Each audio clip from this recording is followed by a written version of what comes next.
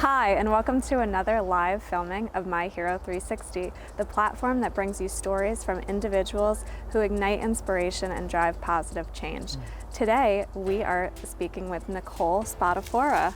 Nicole, it's great to have you here. Thanks. Nicole is the owner of Spadaflora, which offers botanical artistry from locally foraged flowers and plants. Nicole, we're looking forward to hearing your story. Thanks, Kerri. Thanks so much for having me on. I really admire what you're doing with My Hero to bring awareness and positivity.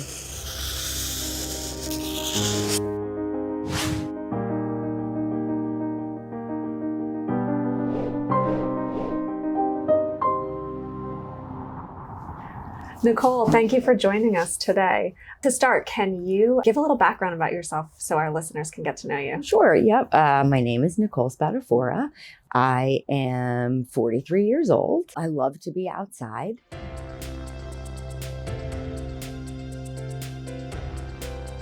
There's not a lot of flowers in bloom, but the texturally interesting things, pods, I call them flower carcass. I've kind of coined that term. So like when the flower dies and it leaves this beautiful shell of what it was. Just the way the foliage is, it's going from verdant to decay, and it's got this beautiful red stem. I really, gel with designers who find beauty in this too and use it in their arrangements. Wow. And you said you love to be outside. Mm-hmm. We are here on a flower farm. Yes. That you use this property to forage for, greenery. Can you talk a little bit more about that and tell us about that work that you do? When I was 15 years old, my mom said it was time to get a job. And we went to a place called Sherrod's Florist and Clinton Nurseries, which is no longer in business. And I was always super creative, but I never had a medium. I wasn't a good drawer. I wasn't a good painter, but loved and appreciated and was raised to appreciate nature through my dad. So go to Sherrod's, start sweeping floors. One Christmas, they were short-staffed, and they showed me how to make a flower arrangement. They said, "Can you do this?" So I'll try.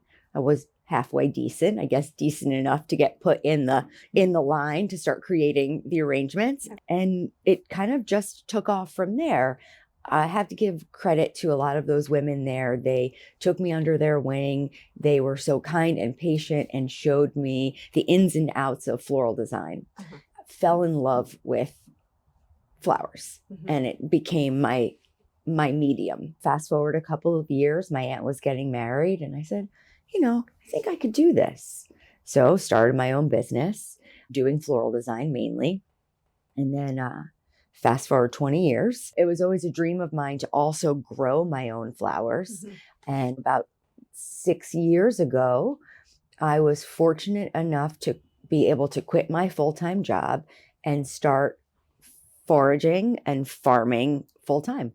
Wow, that's amazing. And you started this business. It's called Spadaflora. Yes. And so what are the kinds of clients that you kind of service with your arrangements? So right now it has really taken off to be mostly wholesale, which I'm loving.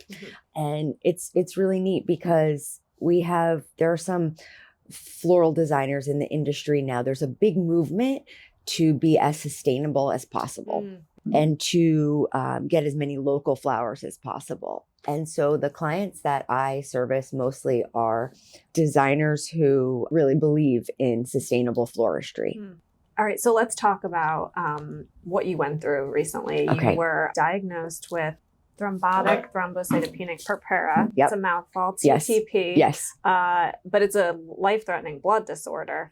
When we spoke, you talked about how you had these symptoms, but you were kind of putting everything off as it's stress, I'm working a lot, I'm tired. I feel like that's something a lot of people can probably relate to or have done, just kind of assume symptoms that they're feeling are more benign than they are, but yours were very serious. So can you tell us a little bit more about that? Yeah, sure. So It's a little bit of a loaded question because like I could take it back 3 years, Right. or maybe let's say even 4 to COVID time. Mhm. Super stressful, right? Yes. Everyone's freaking out. What's Yes. going on? Yeah. My dad gets really sick. He passed away. And so, there's this time where we're all banding together. We're helping my mom. Both my grandparents passed away and my dad within a 12-month time period. So, Wow. super stressful, not easy. Yes. And weirdly enough, that's when the business started really taking off. Mm. The only thing I wanted to do was be in the woods. Mm-hmm. And then the foraging kind of completely took off. So, kind of like whirlwind dealing with the family, the loss, business. So there you go. When I started experiencing the TTP symptoms, which I now know are TTP symptoms, I thought I hit a wall. Like I thought I had just exhausted all of my reserves from, dealing with the death and the business. And so around December 15th of last year, I remember I called a hard stop for my winter break. Mm-hmm. I said, I just need a break. Mm-hmm. Started sleeping a lot. Thought it was the winter blues. Sure. I thought maybe I'm depressed. Mm-hmm. I thought I'm just exhausted. My nervous system is shot. All of these things. And that's how it started. Mm-hmm. So tell us the story. How did you wind up in the hospital for almost a month? So like I said, I was around December 15th, I called a hard stop. Yep. And I was sleeping a lot. Oh, let me tell you this. During the winter months, because of the line of work I'm in, I usually take a big break. Okay. So I was home for this break. Mm-hmm. I was sleeping a lot. Again, like I just kind of thought maybe it's COVID. I was just with my niece who is sick. Maybe I have something from her. And so I just started sleeping a lot and not even realizing, what was going on. And all in about, I started getting fevers every once in a while. Okay. And again, my body, when I get sick, like it's not uncommon for me to get a fever and have no other symptoms. That's how my body interprets sickness, I guess. So got a fever, a couple days later went away, and we're about like, let's say we're mid-January now, early January, get another fever, goes away. Uh-huh. Then I wake up one day and my heart's racing. Mm. And I think, maybe it's just anxiety, right? Yeah. And I have a fever. And then the next day, wake up and my lower back hurts, right? Mm-hmm. And I thought, in a couple days prior, I was pulling vines. So I thought, I haven't been working for a month. Right. I must be out of shape. Maybe I just tweaked my back a little, right? You're rationalizing everything. Exactly. Yeah. So I've got a fever, my heart's racing, my back hurts, right? Mm-hmm. Next day I wake up and let's say my urine is dark, right? And I think, my back hurts. Maybe I have a UTI or a kidney infection. Kidney stone, correct. Yeah. But I think that's strange. Yeah. I've never had one of these before. Okay, right. Maybe that's it. Yeah. Right. And this is all in a solid time period, like a solid week. I'm experiencing these things. Yeah. Next day I wake up and I'm sitting in my kitchen. I'm looking at my phone, and I can't focus. So at that point, I started Googling my symptoms. Okay. It's a lot of people do. Right. Yeah. So I'm Googling my symptoms, and I usually don't do that. I'm totally not an alarmist, but I was like, okay, well, this is a little strange. Sure. So I'm Googling all this stuff, and I come up with it's sepsis. Ooh. Okay. Which is pretty bad. Yeah. And I'll fast forward in a little bit, but I wasn't that far away, right? Right. So I have a dentist appointment, and my pipes end up freezing at my house. Mm-hmm. I call my mom. I said, Mom, can I come down and shower at your place? I have to go to the dentist. Walk down there and she says, have you been feeling okay mentally? I haven't heard from you in a while. I get a little winter blues-ish sometimes and I can isolate. But I said, yeah, I said, mentally I'm fine. I said, physically, I said, there's something up. So I get in the shower. In the shower, I can barely stand. Wow. Get out of the shower and I say to my mom, I said, I don't think I'm going to go to the dentist. I think I need to cancel. Can I lay in your couch for a little bit? And she was going out to run some errands. And I said, can you get me a COVID test and a test for a UTI test? And then we took my temperature too. And I think I had 102 fever. Wow. I lay on the couch, she goes out, she comes back, brings the test. And I stand up, I get up from my nap and I'm trying to do the test, open the box and my mom's trying to help me. And I'm trying to say to her, like, put the tube in the hole. Right. Something like that. And I can't find the words. Wow. I can't find the words. I can't speak the words. And the craziest thing was, I wasn't freaking out. It was so interesting. I was like almost hovering above myself, observing it, going, wow, this is crazy. Like I've never experienced this before. Yeah. So that lasts for about, 5-10 minutes, and I finally can get the words out. Maybe it wasn't 5 or 10 minutes. Maybe it was like 2 or 3. Finally can get the words out. And my mom's like, are you okay? And I said, Mom, I think there's something extremely wrong with me. We need to go to the doctors. And she said, urgent care. And I said, no, ER. And I looked at her and I said, you might think I'm crazy, but I think I'm dying. Oh my gosh. And she very calm, she didn't freak out. Thank God. Yeah. She said, okay. And let me just, get dressed. And we get in the car and she looks at me and my eyes were completely yellow. Oh, wow. And I said, do you think I'm dying? And she said, no. She gave me some reason to make me feel better, which did make me feel better. Yeah.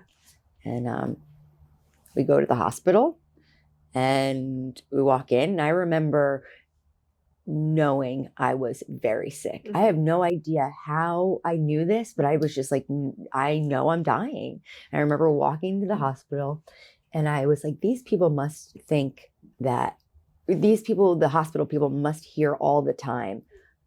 You're right. Right? I'm dying, but something's wrong with me, blah, blah, blah. But I knew there was. Yeah. So I said, all right, I said to myself, how am I going to convince these people, the nurses who have the intake, that like something is seriously wrong? Right. And I remember being like super measured. I said, okay, Nicole, you have to calmly talk with them. And I said, please check my chart.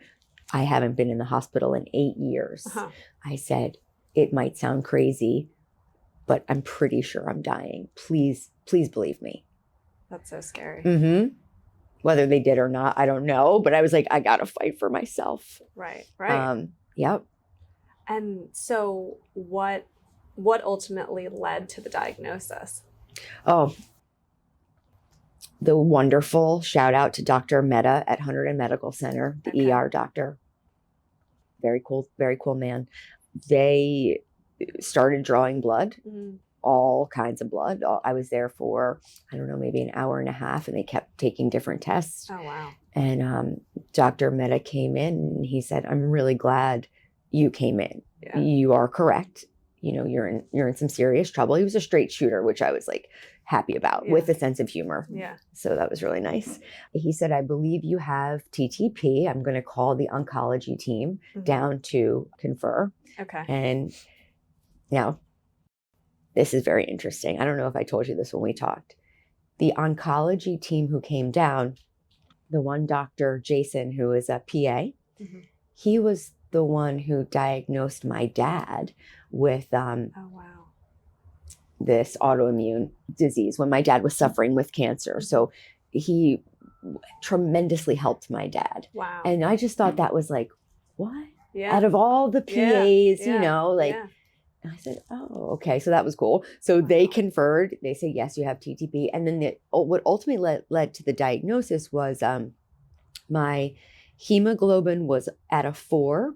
And for female adults, it's supposed to be, I believe, 12 to 15. Oh my gosh. And my platelets were at 12,000. And they're supposed to be, I believe, over 240 or 200, 240,000 or 200,000. And my bilirubin was all whacked out. So yeah, that's what led to the diagnosis. Wow. Well, it's an important lesson to listen to your body, right? And, Yes. and you know, advocate for yourself. You said that kind of when you went in to the ER, you know, making sure to advocate and voice, you know, your concerns. When we talked previously, you mentioned you had all kinds of treatment, but you had plasma treatment. You said how grateful you are for the people who donate plasma. Which I think is really important to, you know, kind of call out and talk about the importance of that so people, you know what a difference it makes. Yeah. Yeah. And it does make such a difference. I was given 136 bags of plasma. Oh so I had 17 plasmapheresis treatments. And I would look at that plasma and I would say prayers to that plasma as it was going into my body and wonder who the people were who donated. Yeah. It is so important. I believe, now you guys know better than me, I believe it was in the early 2000s or maybe 2020, very recently, that the treatment for TTP, one of the ones that are successful is plasmapheresis, steroids. And I think we talked about it, the rituximab. Yes. So it wasn't until very recently that they realized that this combo saved lives. But without that plasmapheresis treatment, the other two are really not effective. So yeah, I almost got a tattoo with 136. Oh, I would encourage anyone to donate blood and plasma if they can. Absolutely. And you also talked about how the nurses were such an important part of your care team. I just made friends with everyone. Yeah. You know, I Nurse Jackie was pregnant and she was like, you're like one of the only 2 people who know, because I was safe, you know, and the actual nurse team who performed the plasmapheresis, they were like my angels. There were 3 of them. I mean, I saw them every day. Yeah. Sometimes twice a day. Yeah, they were like angels. You know, they were my saviors. They would come down, and each plasmapheresis was 4 hours, 4+ hours. Oh my gosh. So you'd have to lay there with, you know, tubes and whatnot, and you couldn't really move. And would they like stay and keep you company kind of during it? So it's a huge process. You've got a port in your neck, and you've got a bunch of tubes, and your blood's coming out, and your red blood cells, your platelets, and I forget something else. And then it's going through the centrifuge machine, pulling the new plasma down, mixing it up, and going back into your body. And there's several things that can go wrong. So the nurses who perform the plasmapheresis have to have special training, and they are there constantly doing things to make sure that the patient is okay. Yeah. Because your body can reject it. You could go into anaphylactic shock. Wow. There's tons of things that can go wrong. Yeah. So we befriended each other. Yeah. Yeah. You know? You're spending a lot of time together. And they were wonderful. That's incredible. When you have a good care team, it, you know, makes you feel, I'm sure, even better, you know, or it makes you feel more secure, and like you have people who really care about, you know, your outcome.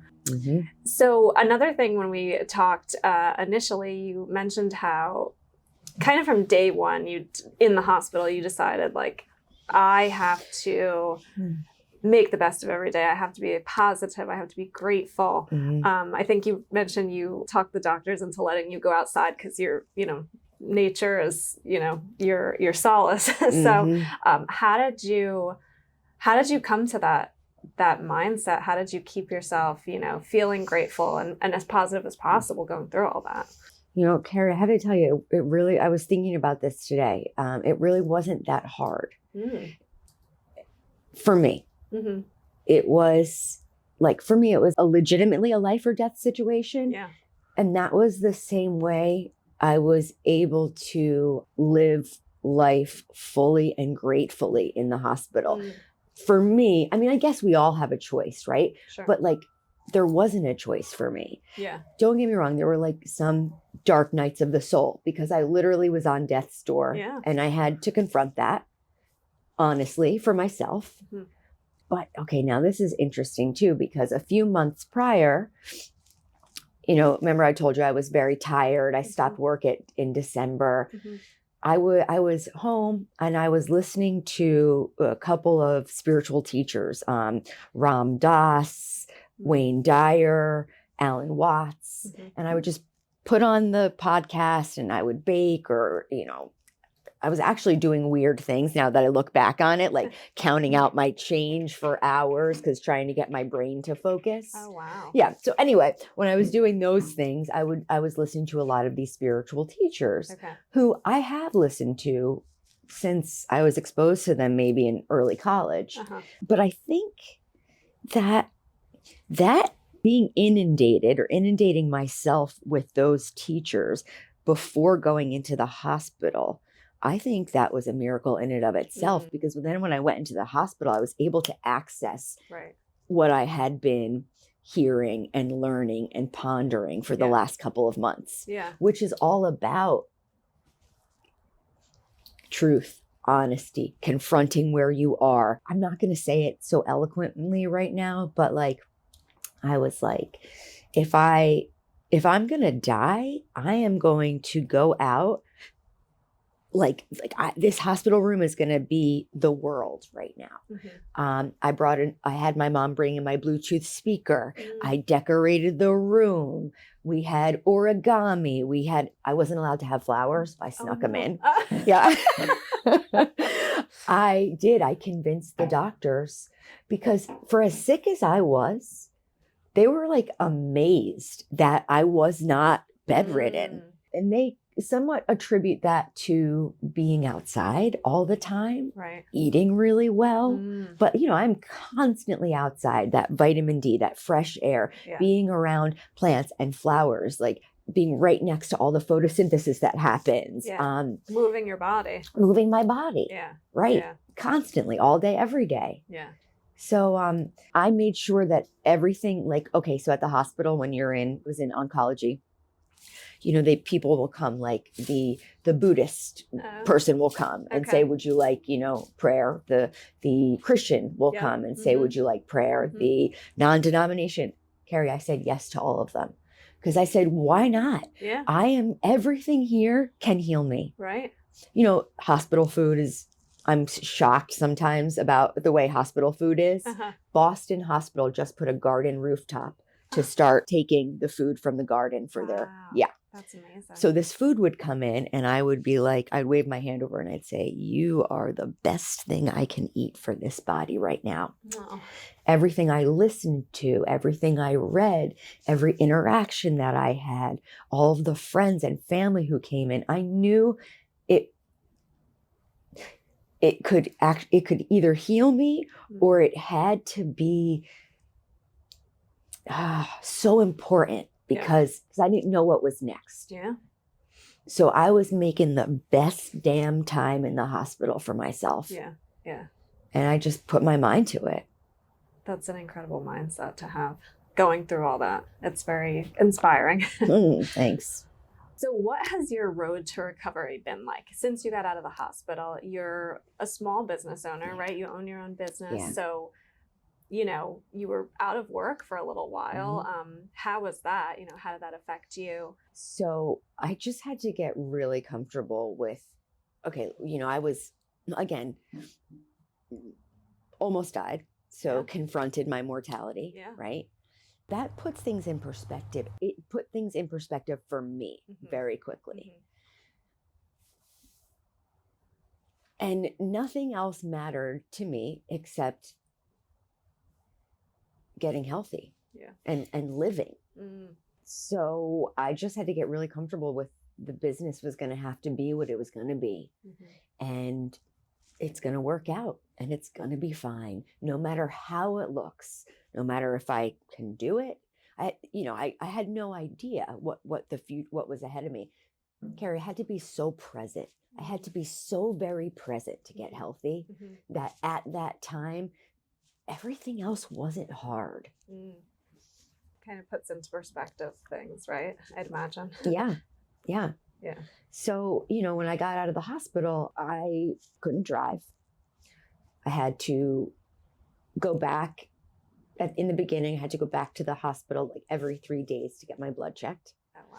Again, couldn't drive, had to go back was coming off of massive amounts of steroids. Yeah. That's interesting. Yeah. I gained 35 pounds when I was on the steroids, right? Wow. And I didn't care about how I looked. Sure. It is what it is. If it's helping me be healthy. Yeah.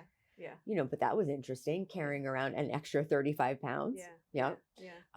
So, resting, getting off the steroids, going back and forth to the hospital. And that was a good month or two.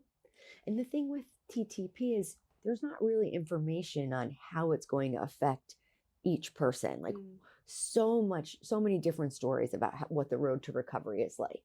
So again, I just had to be very present and be, if I'm hungry, I'm going to eat. If I'm tired, I'm going to sleep. Yeah. And, the business will work itself out. And that was for a while, that kind of mindset. And I gradually got stronger, but I didn't put pressure on myself. And, also so fortunate to have very good friends and family. My support system and my network, I don't know if I could have done it without the ladies, friends of mine started a meal train for me. So I had fresh food at my door. My sister-in-law would go food shopping for me. I just had all of this support, which wonderful. Makes a difference. Huge difference. Yeah. So then you also found out you had Lyme disease. Yeah. What was that like? That was almost the straw that broke the camel's back. To be completely honest with you, that wonderful mindset I had in the hospital, that was a little bit hard to find when the Lyme came. Yeah. It just, I had such little reserve left from going through that and from, living with TTP that I actually thought I was going to be hospitalized for TTP again when they confirmed the Lyme. Yeah.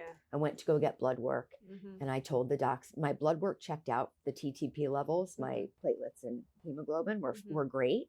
And I was telling them how I was feeling, which is very similar to how I was feeling when I got diagnosed with the TTP. Right. So they ran the blood work and found out it was Lyme. And the interesting thing is TTP can be brought on mostly by if you have hepatitis. I do not. If you have AIDS, I do not. And if you were pregnant, and I was not. Other studies say that overload of Lyme pathogens can jumpstart the TTP. Okay. So when I was in the hospital, they did treat me for Lyme back in, when I was experiencing the TTP. Yeah. So that's interesting. Yeah. And then kind of, no one can tell me if it came back or if it's a flare. So I was on antibiotics for 30 or 40 days. Wow. And it wasn't fun at all. No. But here we are, I'm not going to stop going outside. Sure. It's my world. Yeah. So we got through it, we got through it. Yeah, absolutely. So my hero is all about recognizing people who have experienced, hardship, but not let it define them. So how would you say that through this process, you've not allowed your challenges or setbacks to define you and really dictate how you live your life? Yeah. I mean, if anything, they've defined and dictated beautiful lessons. I think quite the opposite. It's not limited me. I'm weirdly grateful for the experience. Yeah. There are lessons that I've learned during this that I don't know if I would have learned had I not experienced this. Right. And truly grateful and that's like so weird to say, but I think the gentleness in which I approach myself and others now, when I was faced, when I was faced with life or death, again, it puts things into perspective very quickly. Yeah. And so we'd like to conclude our My Hero interviews by asking, what would you tell your younger self, knowing what you know now? I would tell my younger self and the prior to TTP, Nicole, to no matter what, always trust your gut and your intuition. It 99.9% of the time, it will not lead you astray. And I believe that is not just something people, it's not just some idea. I mean, I've experienced it. Trust your deep down gut. Listen, try to listen as much as possible to yourself. Yeah. That's really important words to live by. Thanks. Well, Nicole, thank you so much for not only sharing your story, but sharing this beautiful, flower farm and property with us. Yeah, of course. We know that, your words and sentiment are really going to impact a lot of other people. And so thank you for sharing that with us today. Thank you. Thank you for being here and asking me the questions and listening. And I appreciate you too.